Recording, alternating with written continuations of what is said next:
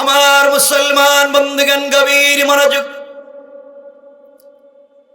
আল্লাহ রাব্বুল ইজ্জত ওয়াল জালাল এই সৃষ্টির মধ্যে জিবরিল আমিনকে যখন তৈরি করলেন, সৃষ্টি করলেন, জিবরাইল আল্লাহকে ডাক দিয়ে বলেছেন, আল্লাহ তাআলা আপনার কাছে আমি জানতে চাই, এই সৃষ্টিতে আপনি আছেন আর আমি আছি, আর তো কিছুই দেখা যায় না। আপনার কাছে আমি জানতে চাই, কি করলে আপনাকে সন্তুষ্ট রাখা যাবে, কি করলে কোনোদিন আপনি আমাকে ভুলে যাবেন না, আমি জানতে চাই। আল্লাহ রাব্বুল ইজ্জত ওয়াল জালাল বলছেন, জিবরাইল রে, এই পৃথিবীতে আমি যা সৃষ্টি করেছি আর আমি যা সৃষ্টি করি নাই, আরশ, কুরসি, লৌহ কলম, জান্নাত, জাহান্নাম, জিন্নাত, ইনসান, ফেরেশতা, আমি যা সৃষ্টি করলাম আর যা সৃষ্টি করি নাই, সব যদি তুমি আমাকে দিয়ে দাও, আমি আল্লাহকে কিন্তু সন্তুষ্ট করা যাবে না। জিবরাইল বলছেন, আল্লাহ তাআলা আপনাকে আমি হারাতে চাই না, কোনোভাবে আপনাকে হারাতে চাই না, সর্বক্ষণ আপনি আমার উপরে সন্তুষ্ট থাকেন, জানতে চাই। আল্লাহ বললেন, জিবরাইল রে, আমাকে যদি সন্তুষ্ট করতে হয়, আরশ, কুরসি, লৌহ কলম, জান্নাত, জাহান্নাম যা আছে সবের মোকাবেলায় কোন গোলাম যদি একটা বার আমার কদমে সেজদায় পড়ে যায়, সাথে সাথে আমি আল্লাহ একটা সেজদার মাধ্যমে খুশি হয়ে যায়। জিবরিল আমিন বলছেন, আল্লাহ তাআলা আর কোনদিন আপনি আমার উপরে অসন্তুষ্ট হতে পারবেন না, আমি আপনার কদমে সেজদায় পড়ে যাব। এই কথা বলে তারিখে ইবনে জারির তাবারিতে লিখে, জিবরিল আমিন কেউ বলেছেন 30,000 বছরে সেজদা করলেন, কেউ বলেছেন 30 লক্ষ বছরে সেজদা করলেন। দীর্ঘদিন পর্যন্ত আল্লাহর কদমে সেজদায় পড়ে থাকলেন। লম্বা সেজদা করবার পরে এবার আল্লাহ বলছেন, জিবরাইল রে, তুমি মাথা উঠাও। 30 লক্ষ বছর পরে জিবরিল আমিন যখন মাথা উঠালেন, আল্লাহ বললেন, জিবরাইল তুমি কি চাও?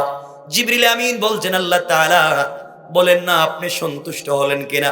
আল্লাহ বললেন, জিবরাইল রে, তোমার উপরে সন্তুষ্ট হলাম কিনা এই প্রশ্নের জবাব জানবার আগে তুমি আমার আরশে আজিমের দিকে একটাবার নজর দাও। জিবরিল আমিন যখন আল্লাহ তাআলা আরশে আজিমের স্ট্রাকচার আর ডিজাইনের দিকে তাকালেন, ওখানে তাকাইয়া দেখে লেখা আছে, লা ইলাহা ইল্লাল্লাহু মুহাম্মাদুর রাসূলুল্লাহ। জিবরাইল দেখে ওখানে তাওহীদ লেখা, একটা কালেমা লেখা। আল্লাহর কাছে ডাক দিয়ে জানতে চাই, আল্লাহ তাআলা আপনার কাছে আমি জানতে চাইলাম, 30 লক্ষ বছর সেজদা করেছি, আপনি সন্তুষ্ট হলেন কিনা এই প্রশ্নের জবাব জানতে চাই। আর আপনি কি না আমাকে কালেমা দেখাইয়া দিলেন, ব্যাপার কি? আল্লাহ বললেন, জিবরাইল রে, এই কালেমার ভিতরে তোমার প্রশ্নের জবাব আছে। আয় আল্লাহ তাআলা, কেমনে আমি জানতে চাই, কিছুই তো আমি বুঝলাম না। আল্লাহ বললেন, জিবরাইল তাহলে শোনো, আখিরি জামানার পয়গম্বর, সরকারে কায়নাত, দু জাহানের সরদার, নবী রহমত জনাবে মুহাম্মদ রাসূলুল্লাহ সাল্লাল্লাহু আলাইহি ওয়াসাল্লাম, আমার কলিজার টুকরা হাবিবুল্লাহ, আখিরি জামানায় যাকে পয়গম্বর বানাতে চাই, এই কালেমা আমি আল্লাহ তাকে উপহার দিতে চাই। আখিরি জামানায় তার যারা উম্মত হবে, আখিরি জামানায় আবার যারা গোলাম হবে, আখিরি জামানার গোলামেরা দুনিয়ার জমিনে যাওয়ার পরে কম পক্ষে 5 ওয়াক্ত সালাত ফরজ পড়বে। কত ওয়াক্ত? আওয়াজ কমবে, আওয়াজ কমলে রেখে দিবে। আমি বলছি একা চিল্লাতে পারবো না। কয় ওয়াক্ত? সবাই বলেন। আর যাদের ঠুট নড়ে না, এটা কি বন্ধ হয়ে গেছে নাকি? তা আল্লাহ এমন বন্ধ করা দিব পরে ঠকে যাবে। কয় ওয়াক্ত? 5। জিবরিল আমিনকে আল্লাহ বলছেন, শোনো জিবরাইল, আখিরি জামানার গোলামেরা কমপক্ষে 5 ওয়াক্ত সালাত ফরজ পড়বে। 5 ওয়াক্ত সালাতে কমপক্ষে 17 রাকাত নামাজ ফরজ পড়বে। কত রাকাত? ফজরের নামাজ কয় রাকাত? জোহরের নামাজ কয় রাকাত? কত হলো? আসরের নামাজ 4 রাকাত কত হলো? মাগরিবের নামাজ 3 রাকাত কত হলো? ইশার নামাজ 4 রাকাত কত হলো? আল্লাহ বললেন জিবরাইল রে, আমার আখিরি জামানার গোলামেরা প্রতিদিন 17 রাকাত সালাত ফরজ পড়বে। প্রত্যেকটা সালাতে, প্রত্যেকটা রাকাতে কমপক্ষে 2টা করে সেজদা দিবে। প্রত্যেকটা সেজদায় কমপক্ষে 3 বার করে পড়বে সুবহানা রাব্বিয়াল আলা। ও জিবরাইল, আমার কোন গোলাম একবার যখন সেজদায় গিয়ে আওয়াজ করে পড়ে সুবহানা রাব্বিয়াল আলা, আমার কোন গোলাম যখন সেজদায় গিয়ে একবার পড়বে সুবহানা রাব্বিয়াল আলা, জিবরাইল রে 30 লক্ষ বছর সেজদায় পড়ে যে শান, যে মান আর মর্যাদার মালিক হতে পারল না, আখিরি জামানার গোলামেরা সেজদায় গিয়ে একবার যখন পড়বে সুবহানা রাব্বিয়াল আলা, তার ওই একবারের সুবহানা রাব্বিয়াল আলার মর্যাদা তোমার 30 লক্ষ বছরের সেজদার চাইতে বেশি হয়ে যাবে। পড়েন সুবহানাল্লাহ, আল্লাহু আকবার। রবকে সন্তুষ্ট করার পদ্ধতি কত সহজ, সেজদা দিলেই হয়ে যায়। আমরা সেই রবকে ভুলে বসে আছি। পারবো না ইনশাআল্লাহ? বলেন ইনশাআল্লাহ। আমার মুসলমান বন্ধুগণ, গভীর মনোযোগ। এই পৃথিবীতে হযরতে ফাতেমা রাদিয়াল্লাহু তাআলা আনহা যখন ছোট, এখন পর্যন্ত বিয়ের বয়স হয় নাই, রাসূল পাক তাকে বিয়ে দেন নাই। চলার পথে সামাজিকভাবে ইহুদির মেয়ের সাথে তার সম্পর্ক হয়ে গেল। আল্লামা জুলফিকার নকশবন্দি খুতুবাতে জুলফিকারে চমৎকার করে লম্বা করে বলেছেন, আমরা সংক্ষেপ করে করে শুনব। হযরতে ফাতেমা রাদিয়াল্লাহু তাআলা আনহার সাথে এক ইহুদির মেয়ের সম্পর্ক হয়ে গেল, বান্ধবীর সম্পর্ক, বন্ধুত্বের সম্পর্ক হয়ে গেল। ছেলে আর মেয়ে না মেয়ে মেয়ে? আমাদের দেশের বন্ধুত্ব ছেলে মেয়ে। দীর্ঘদিন চলতে থাকলো। কেউ বলেছেন এই বন্ধুত্ব 6 বছর, কেউ বললেন প্রায় 1 যুগ 12 বছরের মতো সম্পর্ক হয়ে গেল হযরতে ফাতেমার সঙ্গে ইহুদির মেয়ে। এই দীর্ঘদিন চলার কারণে মেয়েটা বুঝতে পেরেছে ফাতেমা কত চরিত্রবান, কত আদর্শবান, কত ভদ্র ভালো মানুষ। মেয়েটা বুঝতে পেরেছে, নচেত দীর্ঘদিন পর্যন্ত সম্পর্ক থাকতো না। আমার বন্ধুগণ দেখবেন, হযরতে ফাতেমার সঙ্গে মেয়েটার সম্পর্ক হয়ে গেল। প্রতিদিন সকালবেলা মেয়েটা হযরতে ফাতেমার কাছে চলে আসে, সারাদিন কথাবার্তা বলে, চলাফেরা করে, গল্প গুজব করে সন্ধ্যার সময় চলে যায়। এইভাবে দীর্ঘদিন পর্যন্ত চলতে লাগলো। একদিন ওই মেয়েটা বাবার কাছে গিয়েছে সন্ধ্যাবেলা। ইহুদি ডাক দিয়া বলছে, মেয়ে আমার, ও আমার কলিজার টুকরা মেয়ে, তোমার বয়স হয়ে গিয়েছে মা, আমি তোমাকে বিয়ে দিতে চাই। মেয়েটা বলতেছে, আব্বা জান, আপনি আমাকে বিয়ে দিবেন, আমার তো কোনো আপত্তি নাই, নারাজি নাই। ইহুদি বলতেছে, মেরে, আমি তোমাকে বিয়ে দিতে চাই, আমার আর কোনো সন্তান নাই তুমি ছাড়া। আমি এই দুনিয়ার একজন শিল্পপতি, পয়সাওয়ালা, স্মার্ট ইহুদির ছেলেকে তোমার জন্য সৎপাত্র হিসাবে সিদ্ধান্ত নিলাম। এই ছেলের কাছে তোমাকে বিয়ে দিতে চাই, মা তুমি কি রাজি? মেয়ে ডাক দিয়া বলেছে, আব্বা জান, আপনি আমার জন্য ছেলে ঠিক করেছেন, মেয়ে হিসাবে নারাজি দেওয়ার কোনো সুযোগ নাই বাবা, কিন্তু আপনি আমাকে আজকের দিনের সময় দেন। দিন শেষ হয়ে সন্ধ্যা গড়িয়ে গেলে বিকেল বেলা আপনার কাছে ফয়সালা জানায়া দেব। কথাগুলা দিল দিয়ে শুনেন। এইভাবে ইহুদির মেয়েটা বাবার কাছ থেকে একদিনের সময় নিল। কয় দিনের? আপনারা চিন্তা করতেছেন মনে সময় নিয়ে তার বয়ফ্রেন্ডের কাছে গিয়ে বলবো যে হ্যাঁ বাবা বিয়ে ঠিক করতেছি, কি করা যায়, এই চিন্তা করতেছেন বোধহয় আপনারা। না, এমন কোনো ঘটনা না। আমাদের দেশের মেয়েদেরকে যদি বাবা আম্মা আমি তোমার জন্য একটা ছেলে ঠিক করছি, বিয়ে দিতে চাই, ছেলেটা খুব স্মার্ট, ভদ্র, আলেম, I am sorry, don't disturb বাবা, আমার কি ব্যাপারে আপনি ডিস্টার্ব করবেন না, আপনি তো এই ছেলেকে ঠিক করছেন আমার জন্য, আমি তো 5 বছর আগে বল্টুর ছেলের সাথে প্রেম করি, আমি তো 5 বছর আগে কামসাইরা লইছি, আপনি আমার জন্য কি চিন্তা করতেছেন? এটা হচ্ছে আমাদের কন্ডিশন, আমাদের ট্রেডিশন, আমাদের কোয়ালিটি, আমাদের নোংরামি। আর মেয়েটা বাবার কাছ থেকে সময় নিয়ে আর কোনো কথা না বাড়িয়ে চলে গিয়েছে হযরতে ফাতেমার কাছে। সুবহানাল্লাহ, এটা কেমন? বাদ দেন, কেমন? সুবহানাল্লাহ, এটা বাদ দিয়ে দেন, কেমন? এটা গুরুস্থানে গিয়ে বলবেন, নাহলে ঘুমায় ঘুমায় বললেন সুবহানাল্লাহ, জোরে আওয়াজ করে বলেন সুবহানাল্লাহ বলেন। আপনাদের আওয়াজ যত কমবে আমার ভিতরে তত ভয় ঢুকবে, এরা কি ঘুমায় গেছে নাকি, এরা কি ঘুমায় গেল নাকি, এই ভয় ঢুকলে আমি কিন্তু আওয়াজ রাখতে দিই।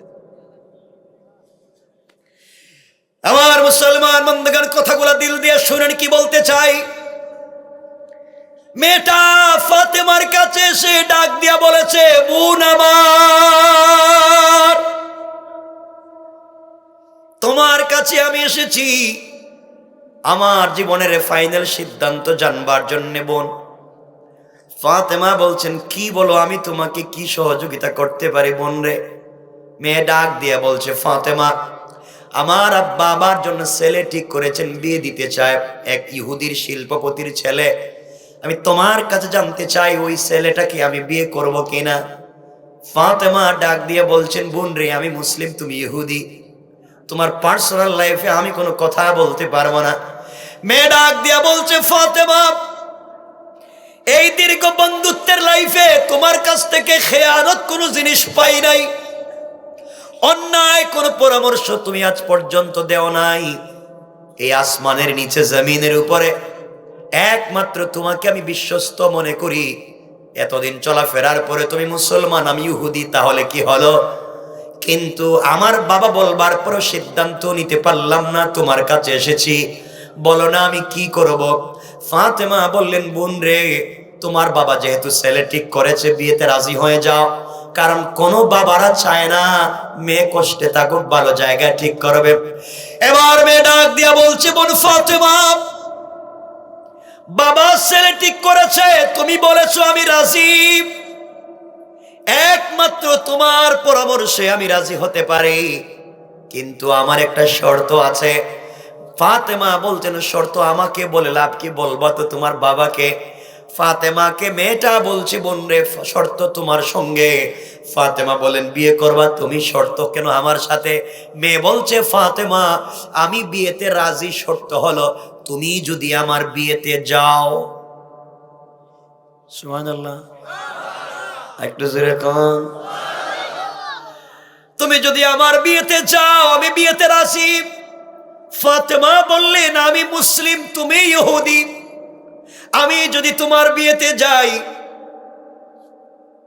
মুসলমানেরা আমার বাবাকে নিয়ে টিটকারি করবে, গালি দিবে, তোমার ধর্মের মানুষেরা আমার বাপকে গালি দিবে, তোমার বিয়েতে যারা আসবে তোমার মতো সোসাইটির পয়সাওয়ালা আমার মতো কেউ যাবে না, সুতরাং তোমার বিয়েতে গেলে তোমার ক্ষতি হবে, আমি যেতে চাই না।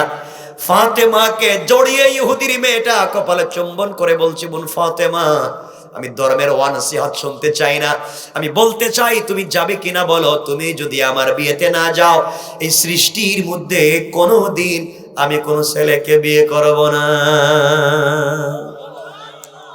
ফাতেমা বিকি হয়ে গেলেন, আর ডাক দিয়ে বললেন, বোন যা, ইনশাআল্লাহ তোমার বিয়েতে আমি যাব, চলে যাও। মেয়েটা খুশি হয়ে বাবার দরবারে চলে গেল। বাবার কাছে গিয়ে ডাক দিয়ে বলেছে, আব্বাজান, আপনি আমার জন্য ছেলে ঠিক করেছেন, বাবা আমার কোনো আপত্তি নাই, আমি বিয়েতে রাজি। বাবা মেয়েকে জড়িয়ে বলছে, মারে, আমার এত সহায় সম্পত্তি কে দেখবে, তুমি যে রাজি হয়েছো, বাপ খুশি হয়ে গিয়েছি। মেয়েটা ডাক দিয়ে বলছে, আব্বাজান, বিয়েতে রাজি, কিন্তু আমার একটা শর্ত আছে বাবা। কি শর্ত জানতে চাই? তোমাকে কি দেওয়া লাগবে মা বলো, আমি সব দিতে রাজি। মেয়ে ডাক দিয়ে বলছে, আব্বাজান, আমার শর্ত হলো, আমার বিয়েতে মুহাম্মদ ইবনে আব্দুল্লাহর মেয়ে ফাতেমাকে ইনভাইট করেছি, দাওয়াত করেছি, ও কিন্তু আমার বিয়েতে আসবে। ইহুদির যেন পায়ের রক্ত মাথায় উঠে গিয়েছে, তেলে বেগুনে চুলে উঠলো। আর ডাক দিয়ে বলেছে, মেয়ে আমার, মুহাম্মদ আমার জাত শত্রু, তার মেয়েকে তুমি তোমার বিয়েতে ইনভাইট করেছো আমার বাড়িতে, তার ধর্মের সঙ্গে আমার কোনো মিল নাই, ও বেচারা আমাদের ধর্মের বিরুদ্ধে চলে, আমি কোনোভাবেই তার মেয়েকে তোমার বিয়েতে দেখতে চাই না। তার মেয়ে যদি আসতে হয়, প্রয়োজনে জিন্দেগিতে তোমাকে কোনো ছেলের কাছে বিয়াই দিতাম না, এরপরেও মোহাম্মদের মেয়েকে আমার বাড়ির আশেপাশে যেন দেখতে না পারি। মেয়ে ডাক দিয়ে বলছে, আব্বা জান, আপনি আপনার ফাইনাল সিদ্ধান্ত জানান। বাপ বলছে, মার এটাই ফাইনাল ডিসিশন, মোহাম্মদের মেয়ে যদি আসে তোমাকে বিয়ে দিব না। মেয়েও দাঁড়াইয়া বাবার হাত ধরে বলছে, আব্বা জান, আমার জিন্দেগি তো আপনার সঙ্গে এমন কথা বলি না, আমিও ফাইনাল ডিসিশন জানাইয়া দিলাম, মোহাম্মদের মেয়ে ফাতেমা যদি আমার বিয়েতে আমার পাশে না বসে, এই পৃথিবীতে কোনো ছেলেকে কোনোদিন বিয়ে করব না। আল্লাহু আকবার। আদর্শ কোথায় নিয়ে যায়? 12টা হয়ে গেছে নাকি? পরে পয়সা দিত না কেউ? না না, পরে ঝামেলা ফালাই দিবেন আমারে আপনারা। আরে শোনেন না, সোলো এটা কি চলতে, মেশিন নি সোলো, সারা বছর চলতে আছে, সারা বছর, 5 মাস আর 6 মাস না, পুরোটা বছর চলতে আছে। কষ্ট হচ্ছে? মাঝে মাঝে উঠেন কেন? ওই যে উঠছেন না চাচা, না উঠছেন, মাশাআল্লাহ, চলেইতেছে আবার, ঠিক আছে, সুবহানাল্লাহ কোন, কেউ যাইয়েন না, এই যে বসে রয়েছে, মাশাআল্লাহ, সব বসে রয়েছে। কথা সংক্ষেপ মানে বলবো আমি, ঘটনাটা যতটুকুন সময় কুলায় বলবো আমি একটা পর্যায়ে, কিন্তু শর্ত একটাই আমাকে দিতে হবে, একটা শর্ত দিতে হবে, ওয়াদা, যে আমি যতক্ষণ পর্যন্ত মুনাজাতে না যাচ্ছি, মুনাজাত করলে করলেন, না করলে নেই আপনার ব্যাপার, মুনাজাত করলে করে, না করে চলে যাই, কিন্তু আমি যতক্ষণ মুনাজাত পর্যন্ত না যাচ্ছি ততক্ষণ পর্যন্ত উঠতে পারবেন না। এমন যদি অ্যাপেন্ডিক্সের ব্যথায় ধরে আমরা ডাক্তার আনাই, কিন্তু যাইতে পারবেন না। আপনি যদি বলেন আপনার প্রেশার হাই হয়ে গেছে, ওষুধ খাওয়াবো, যদি বলেন আপনার ডায়াবেটিস নীল হয়ে গেছে, ওখানে ওষুধ খাওয়াবো, কিন্তু উঠা যাবে? জুড়ে বলেন, উঠা যাবে? এই তো মনে হইতেছে আপনারা আসেন এখানে, আমি মরা মানুষ কইব, আমরাও যেমন হেরাও তেমন। যাক, আমরা সামনের দিকে যাই। আমার বন্ধুগণ, মেয়ে যখন বলছে, আব্বা জান, জিন্দেগিতে আমি কোনোদিন বিয়ে করব না, ইহুদি চিন্তা করলো, আরে আমার একটা মাত্র মেয়ে, আমার এত সহায় সম্পত্তি, আর সবাই জানে আমি মেয়ের বিয়ে ঠিক করেছি, এই মুহূর্তে যদি মেয়ে বিয়ে না করে তাহলে সমাজে আমার ইজ্জত থাকবে না, বিয়ে তো করাই লাগবে। এবং পরামর্শ একটা কৌশল করছে, একটা কৌশল, কি কৌশল করতেছে, যে মেয়েরে যে ভাবি হোক বিয়েতে রাজি করাতে হবে, দেখি কি করা যায়। কৌশল করে বলতেছে, মা আমি তোমার সাথে মস্কারা করছি, মা মুহাম্মদের মেয়ে ফাতেমা আসলে আমার কোনো আপত্তি নেই, আসুক, কিন্তু আমার শর্ত আছে। আব্বা তোমার শর্ত কি? আমার শর্ত হলো, মুহাম্মদের মেয়ে যদি তোমার বিয়েতে আসতে হয়, তোমার বিয়েতে আমি যাদেরকে ইনভাইট করেছি সব পয়সাওয়ালার মেয়ে, ছেলে মেয়ে, কোটিপতির ছেলে মেয়ে, ডিজাইন করা স্মার্ট কাপড় পরে আসবে। আর মুহাম্মদ তো গরিব মানুষ, 3 বেলা 1 বেলা খাইতে পারে না, থাকবার ঘর নাই, ঘর বানাইবার পয়সা নাই, তার মেয়ে তো নতুন জামা কাপড় পরে আসবে না, ছেঁড়া কাপড় পরে যদি তোমার বিয়েতে আসে ইজ্জত থাকবে না। আমার শর্ত একটাই, হে তোমার বিয়েতে আসুক, নতুন জামা পরে আসুক। তার উদ্দেশ্য হইল নতুন কাপড়ও পাবে না, বিয়েতেও। এই কৌশল নিছে কে? ইহুদি। কে? কথা বলেন, কে? আর এই কথা শুনেই আল্লাহ শুনছেন, আস্তে কথা কয়ে গেল, আল্লাহ শুনছেনি। আল্লাহ কয়, আমি সিদ্ধান্ত নিলাম, এখন ফাতেমা বিয়েতে যাবে, নতুন জামা কাপড় পরে যাবে। আল্লাহু আকবার। এই জন্য আল্লাহ কোরআনে বলছেন, ওয়া মাকারু ওয়া মাকারা আল্লাহ। আল্লাহু আকবার। কে বলছেন? কে বলছেন? তোমরা যত কৌশল করো আর মনে করছে কৌশল করেই তোমরা চ্যাম্পিয়ন, আল্লাহু খায়রুল মাকিরিন, রব বলেছে আমার চাইতে বড় কৌশলী এই পৃথিবীতে আর কেউ নাই। আমার বন্ধুগণ, মেয়েটা দৌড়াইয়া ফাতেমার কাছে চলে এসেছে। ডাক দিয়ে বলেছে, বোন রে, আমি তোমার কাছে জানতে চাই বোন, তুমি আমার বিয়েতে যাও। বাবা কোনোভাবে রাজি হতে চায় না, তুমি আমার বিয়েতে যাও। একটা শর্ত দিয়েছে, তুমি যদি নতুন জামা কাপড় পরে বিয়েতে যাও তাইলেই যেতে পারবা। কথাগুলো শুনে ফাতেমা হাউমাউ করে কান্না শুরু করে দিলেন আর বললেন, বোন রে, আমি এমন বাবার ঘরে জন্ম নিয়েছি, 3 বেলা 1 বেলা খেতে পাই নাই, নতুন জামা কাপড় পাওয়া তো দূরের কথা, থাকবার কোনো ঘর নাই, জিন্দেগিতে কোনো অনুশোচনা নাই, অভিযোগ নাই, কারণ আমি দুনিয়ার কিছুই চাই না। আমি তো ভালোবেসে ফেলেছি একজনকে, তার নাম আল্লাহ। তুমি বলেছো নতুন জামা, নতুন জামা আমি পাবো না, তোমার বিয়েতেও যেতে পারবো না।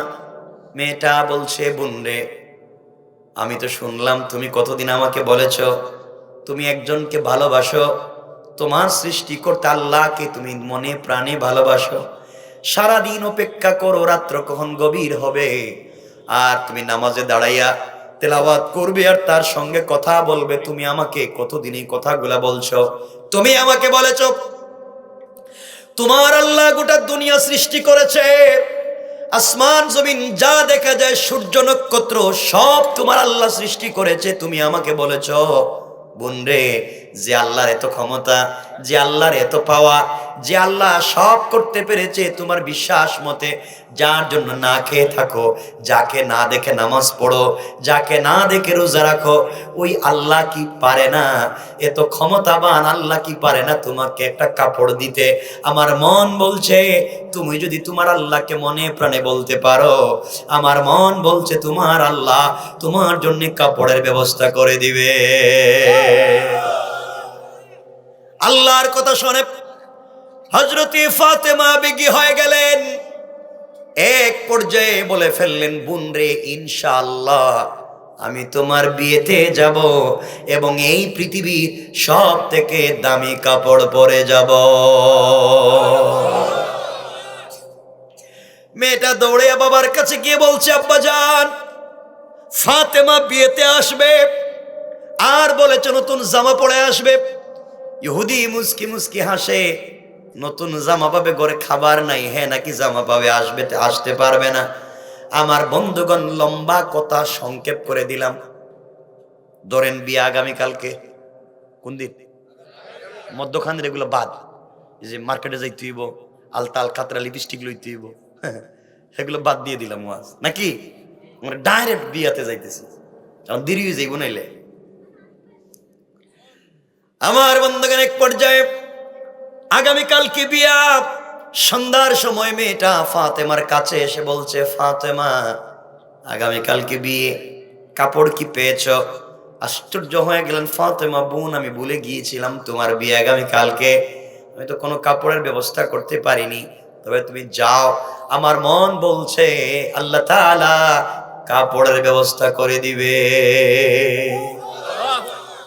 রাত্র গভীর হয়ে গিয়েছে, ইশার সালাত পড়লেন গভীর রজনীতে, মুসল্লা বিছায়া সেজদার মধ্যে পড়ে, যা আলোচনার শুরুতেই বলছিলাম সেজদার পাওয়ার, সেজদায় পড়ে গিয়েছেন হযরতে ফাতেমা, আর চোখের পানি ছেড়ে ছেড়ে আল্লাহকে ডাক দিয়ে চিৎকার করে করে বলতেছে, আল্লাহ তাআলা তোমার কাছে আমি কিছু বলতে চাই। ফাতেমা সেজদায় পড়ে আল্লাহকে ডাক দিয়া বলেছে, আল্লাহ, দুনিয়ার জমিনে তোমার কাছে আজ পর্যন্ত কিছু চাইলাম না, আয় আল্লাহ তাআলা, সারাদিন না খেয়ে থাকি, অপেক্ষা করি কখন রাত্র হবে তোমার কদমে সেজদা করব, কখন নামাজে সূরা ফাতিহা তেলাওয়াত করব, আর তুমি আমার কথার জবাব দিবা, আমি কানে শুনি। ওগো মালিক, জীবনে তোমার কাছে আমি কোনো জিনিস চাইলাম না। ফাতেমা তোমাকে ভালোবেসে ফেলেছে, ফাতেমা তোমাকে ছাড়া কোনো জিনিস বুঝে না। আমি পৃথিবীর সম্পদ চাই না, গাড়ি বাড়ি কিচ্ছু চাই না, আখিরাতে তোমাকে পেতে চাই। তুমি বলেছো হারাম খাওয়া যাবে না, আমি হারাম ধরি না। তুমি বলেছো হালাল ছাড়া যাবে না, হালাল ছাড়ার কোনো জিনিস খাই না। তুমি বলেছো বেপরদা হওয়া যাবে না, জিন্দেগিতে বের হই নাই। তুমি বলেছো আমানত নষ্ট করা যাবে না, আমানত রক্ষা করি, তোমাকে না দেখে সেজদা করি, তোমাকে না দেখে রোজা রাখি, আর মনে বড় আশা একদিন তোমাকে দেখব। আয় আল্লাহ তাআলা, দীর্ঘদিনের ভালোবাসায় তোমার কাছে কিছু চাইলাম না। কতদিন তুমি বলেছো বাবার কাছে, বাবা বলেছেন সেজদায় যা চাওয়া যায় তা পাওয়া যায়। আয় আল্লাহ তাআলা, আজ আমি সেজদায় পড়ে গেলাম, তোমার কাছে ছোট্ট একটা জিনিসের আবদার করলাম। ওটা আমার চাহিদা পূরণের জন্য না, আমাকে সৌন্দর্য বাড়াবার জন্য না, আমার মানসিক আনন্দ দেওয়ার জন্য না। আয় আল্লাহ তাআলা, আজকে তোমার কাছে একটা জিনিস আমি চাইবো। বাবার সঙ্গে দ্বীনের দাওয়াত দিতে পারি না, বাবা বাহিরে বাহিরে পাবলিকের কাছে দ্বীনের দাওয়াত দেয়, আমি মেয়ে হওয়ার কারণে যেতে পারি না। আয় আল্লাহ তাআলা, আজ তুমি আমাকে একটা কাপড়ের ব্যবস্থা করে দাও, যেভাবেই হোক আমাকে একটা কাপড়ের ব্যবস্থা করে দাও। আমি আগামীকালকে ইহুদির মেয়ের বিয়ে বাড়িতে যেতে চাই, ওই কাপড় পরে, সৌন্দর্য বাড়িয়ে নয়, আনন্দ উল্লাস করে নয়, ওই বিয়ে বাড়িতে কাপড় পরে যেতে চাই, যেন দ্বীনের দাওয়াত হয়ে যায়। ওই কাপড় পরে যখন ইহুদির মেয়ের বিয়ে বাড়িতে যাব, আমার কাপড়ের দিকে তাকায়া পুরা বাড়ির মহিলারা যেন কালিমা পড়ে মুসলমান হয়ে যায়। আয় আল্লাহ তাআলা, তোমার কাছে আমি একটা কাপড়ের আবদার করতে চাই, যে কাপড় পরে বিয়েতে যাব। চোখের পানি ছেড়ে সেজদা করলেন, সেজদা থেকে মাথা উঠালেন, মুসল্লা রেখে দিলেন, আফসোস করতে লাগলেন, আহারে কালকে কেমনে যাব। হঠাৎ করে নাক টান দিয়া দেখে ঘরের ভিতরে আলাদা একটা খুশবু পাওয়া যায়, আলাদা একটা পারফিউম পাওয়া যায়। হঠাৎ করে তাকালেন, ঘরের পশ্চিম কর্নারের দিকে তাকাইয়া দেখে কে যেন দুইটা কাপড়ের প্যাকেট রেখে চলে গিয়েছে। ফাতেমা প্যাকেটগুলো হাতে নিলেন, আশ্চর্য হয়ে গেলেন। ঘরের দরজা লাগানো, আমি একা নামাজ পড়লাম, কোত্থেকে কে আসলো? কাপড়গুলো হাতে নিলেন, দৌড়ে বাবার কাছে পৌঁছে গেলেন, দরজায় নক করে বাপকে জড়িয়ে বলছেন, কলিজার টুকরা বাবা, আমি তোমার গরিব বাবার মেয়ে, আমি ফাতেমা বলছি বাবা, আজকে আমি সালাতের ভিতরে ছিলাম, কান্নাকাটি করলাম, আমি একটা কাপড়ের আবদার আল্লাহর কাছে করেছি, কে রেখে গেল আমি জানি না। রাসূল পাকের কাছে কাপড়ের প্যাকেট দেয়া হযরত ফাতেমা নিজের রুমে চলে আসলেন।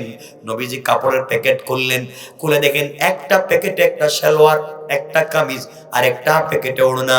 বুঝতে পারলেন এটা যেভাবেই হোক এটা জান্নাতি পোশাকের কোয়ালিটি, কারণ জান্নাতি মহিলাদের পোশাক হবে তিনটা, সালোয়ার, কামিজ আর ওড়না। এর দাম কত হবে বলার সময় নাই। ওড়নার ভিতরে স্টোন করা, ডিজাইন করা পাথর দিয়ে, গ্লাস দিয়ে যে ডিজাইন করা থাকবে, পাথরের দাম কত হবে বলবার সময় নাই। আমার রাসূল চিন্তায় পড়ে গেলেন, কাপড় কোথা থেকে আসলো? এমন সময় জিবরিল আমিন সালাম দিয়ে হাজির হলেন, আর ডাক দিয়া বলছেন, ইয়া রাসূলুল্লাহ, আপনি ঘরের ভিতরে থাকেন, আপনার মেয়ে যে গভীর রজনীতে আল্লাহর সঙ্গে কেমন সম্পর্ক করেছে আপনি জানেন না। ফাতেমা ঘরে থেকে আল্লাহর সঙ্গে কি সম্পর্ক করেছে আপনি জানেন না। আজকের গভীর রাত্রে সেজদায় পড়ে ফাতেমা আল্লাহর কাছে একটা কাপড়ের আবদার করেছে। আমি ছিলাম সিদরাতুল মুনতাহায়, সৃষ্টির শেষ প্রান্তরের বড়ই গাছের নিচে, কুল গাছের নিচে। আল্লাহ আমাকে ডাক দিয়ে বলছেন, জিবরাইল যা, জান্নাতুল ফিরদাউসে যা, ফাতেমার জন্য একটা কাপড় নিয়ে যা। আয় আল্লাহ, ফাতেমা নামাজে ছিল, আর এই কাপড় আমি জান্নাতুল ফিরদাউস থেকে নিয়ে এসেছি। আল্লাহু আকবার।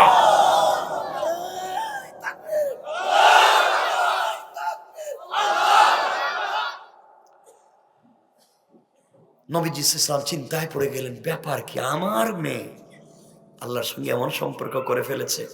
খুব খুশি হলেন, কতক্ষণ মেয়েকে জড়াইয়ে কাঁদলেন, আল্লাহর কাছে বলছেন, আল্লাহ আমার জীবন সার্থক, আমার মেয়েকে যে তোমাকে চিনাতে পেরেছি। আমার কাছে চাইলো না, তোমার কাছে চাইলো, বুঝতে পেরেছে চাওয়ার জায়গাটা আল্লাহর কাছে। আমার বন্ধুগণ, নবীজি বলছেন, মা আগামী কালকে তুমি পোশাক পরে বিয়ে বাড়িতে যাইবা, কিন্তু পর্দার সাথে যাইবা। ফাতেমা তো এমনি পর্দা করে যাবে, এটা তো বলতে হবে না। এরপরে রাসূল পাক বললেন, শিক্ষা হলো, কারণ আমাদের দেশের মেয়েরা যেই দিন নতুন জামা কাপড় পরে, ওই দিন দেখবেন আর পর্দা টর্দা করে না। আমি জানি না এটা আপনাদের এলাকার কন্ডিশন কি, দেখবেন নতুন জামা যেদিন পরে এদিন পর্দা, কথা বলেন না কেন? যেদিন মার্কেটে যাবে দেখবেন নতুন জুতা পরছে, হিল জুতা, আলকাতরা লাগাইছে, মানে লিপস্টিক সব লাগাইয়া, দামি পারফিউম দিয়া, ব্যাগ একটা কান্দে নিয়া মার্কেটে যাইতেছে, স্বামীও সাথে, স্বামী পিছনে, বাচ্চা একটা কুলে নিয়ে করতেছে, হে বাচ্চা কুলে নিয়ে হাঁটতেছে, আর বউ সামনে একটা মানুষ হাঁটতেছে, মানে একটা বিশাল এক ব্যক্তি হাঁটতেছে হাতির মতো সামনে, হে বাচ্চা কুলে নিয়ে বসে রয়েছে। এগুলো হয় না? আমি বলতেছি ভালো মানুষ আছে, সমাজ চলবে কেমনে? তো আমার বন্ধুগণ, রাসূল পাক বলছেন পর্দার সাথে যাইও। আমার বন্ধুগণ, সংক্ষেপ করে দিই, পরের দিন হযরতে ফাতেমা সকালবেলা জান্নাতি পোশাক পরে, একটু ফাতেমা রাসূল পাকের মেয়ে, আরেকটু আল্লাহ যাকে বানাতে চাচ্ছেন সাইয়্যিদাতুন নিসাই আহলিল জান্নাহ, জান্নাতি মহিলাদের সরদারনি যাকে বানাতে চাচ্ছেন, সাইয়্যিদা শাবাবি আহলিল জান্নাহ, হাসান হুসাইনের মা যাকে বানাতে চাচ্ছেন, আসাদুল্লাহিল গালিব, আল্লাহ যাকে বিজয়ী বাঘ বানিয়ে পাঠিয়েছেন, সে আলীর স্ত্রী যাকে বানাতে চাচ্ছে, যেমন তেমন মেয়ে ফাতেমা না, তিনি যাচ্ছেন ইহুদির মেয়ের বিয়ে বাড়িতে নতুন ডিজাইনের পোশাক পরে। যখনই বিয়ে বাড়িতে ইহুদির মেয়েকে একটা ঘরের ভিতরে কিছু মহিলারা বেষ্টন করে অর্নামেন্ট জুয়েলারি পরাইয়া নতুন বধূর মতো সাজিয়ে বসে আছে, ফাতেমা যখন ঢুকছেন, ঢুকতে দেরি হয়েছে, পুরোটা ঘর জান্নাতুল ফিরদাউসের মিষ্টি আম্বর গ্রানে মুখরিত হইয়া জান্নাতি পোশাকের আলোতে পুরোটা ঘর আলোকিত হয়ে গিয়েছে। মহিলারা নতুন বধূরে বাদ দিয়া ফাতেমার দিকে তাকায় বলতেছে, ফাতেমা ঘটনা কি? এটা কেমন কাপড় পরছো? পুরো ঘর আলোকিত হয়ে গেছে, পুরো বাড়ি আলোকিত, পুরো ঘরের ভিতরে কি পারফিউম দিয়েছো? এত মজার স্বাদের পারফিউম তো আর পাই নাই, এই কাপড়টা কোত্থেকে পাইছো? এত ডিজাইনের সুন্দর কাপড় আমরা জিন্দগিতে এমন ডিজাইন দেখি নাই, স্টোনের ডিজাইন করা, গ্লাসের ডিজাইন করা, বুঝতে পারলাম না কোথায় পাইছো। আমরাই তো পয়সাওয়ালার মেয়েরা এত সুন্দর পোশাক পাইলাম না, তুমি গরিবের মেয়েটা কোথায় পাইছো? ফাতেমা বললেন, আমি এটা কিনে আনছি। কি করছে? আমি এটা কিনে আনছি। যা বলেন তো এখন কোন কি আপনি গরিবের মেয়ে, আপনি কিনে আনছেন, এটা কই পাইছেন? আমি কিনে আনছি তো বললাম, আমার বাপ গরিব হইলে কি আমি পয়সা পাই না? এটা আমি কিনে আনছি। মহিলার যে জিদ কম না বেশি? কথা বলেন না। ফাতেমা যখন বলছে কিনে আনছি, আজকে বিয়াই হবে না, বিয়া বন্ধ, আগে কাপড় কেমনে কিনছো এটা আমাদের জানা লাগবে। সুবহানাল্লাহ নাই?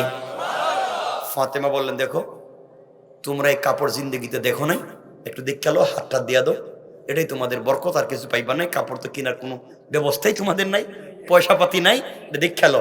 আচ্ছা কোন তো মানুষ মহিলাদের রাগ উঠতেছে নি, গরিবের মেয়ে কই কি আমাদের? আল্লাহু আকবার, জোরে বলেন আল্লাহু আকবার। খালি জেদ উঠতেছে। ফাতেমাকে যখন একজন হাত দিছে কাপড়ে, দেখছো তো কাপড়, তোমার বাপ দাদার 14 গোষ্ঠী সম্পত্তি বিক্রি করলো এই কাপড়ে একটা হাত্তরের দাম হইতো না। এই কত শূন্য যার বিয়ে বহে উঠে গেছে, কার আমার বিয়ে আজকে হবে না, বাপ আমার বিয়া দিতেছে, কি কাপড় কিনে দিছে, আমার এই কাপড় না দিলে বিয়েই করতাম না। আল্লাহু আকবার বলেন না। এই কাপড় কি আর কিনতে পাওয়া যায়? মহিলারা বলতেছে আজকে বিয়া হবে না, সবাই বলতেছে আমাদের বাপ দাদার 14 গোষ্ঠী সম্পত্তি বিক্রি করে হইল, জামাইয়ের সম্পত্তি বিক্রি করে হইল, দরকার হলে কিডনি বিক্রি করুন, তাও একটা আইফোন 15 দরকার। কি কন আমার বন্ধুগণ? এক পর্যায়ে মহিলারা বলতেছে সব বিক্রি করে দিতে রাজি, এরপরেও এই পোশাকের দরকার। আমার ভাইরা, ফাতেমা বলছেন, বোন তোমরা যত হাবিজাবি করো, এই পোশাক তোমরা কিনতে পারবে না, এতটুকুন পয়সা তোমাদের নাই, তোমরা আমার পোশাকের কাছে গরিব লোক। কন্ত ধনির মেয়েরা বসে রয়েছে, আর ফাতেমা 3 বেলার খাবার নাই, এদেরকে বলতেছে তোমরা গরিব লোক, এই কাপড় কিনতে পারবে না। মহিলারা বলছে, ফাতেমা বেশি কথা বলে ফেলছো, বলো কোন মার্কেট থেকে কাপড়টা কিনে আনছো। ফাতেমা বলছেন, আমি যে মার্কেট থেকে কাপড় কিনছি, আমি যে দোকান থেকে কাপড় কিনছি, এই দোকানের নামই তোমরা জানো না। মহিলারা কয়, ফাতেমা কও কি? আমরা এই দেশের সব মার্কেট চিনি, দোকান চিনি, ম্যানেজারের নাম্বারও আছে। কথা কোন নাকি? আমাদের দেশের মহিলারা স্বামীর নাম্বার সেভ থাকুক আর না থাকুক, দোকানের ম্যানেজারের নাম্বার আছে। কথা কোন না কেন? আমরা ম্যানেজার রে চিনি, দোকান চিনি, মার্কেট চিনি, এবং মার্কেটের সিফা গল্লিও চিনি, চিপাই চিপা গলি কোন দিকে আছে এটাও আমাদের জানা আছে। আর তুমি বলতেছো চিনি না। ফাতেমা বললেন, তোমরা এগুলা চিনবা না। সবাই বলতেছে, ফাতেমা বিয়ে শাদী হবে, সব হবে, আজকে কিচ্ছু হবে না, এই কাপড় লাগবেই আমাদের। আচ্ছা, এটা কি এখন পাওয়া যাওয়ার সম্ভাবনা আছে? এই কাপড় লাগবেই।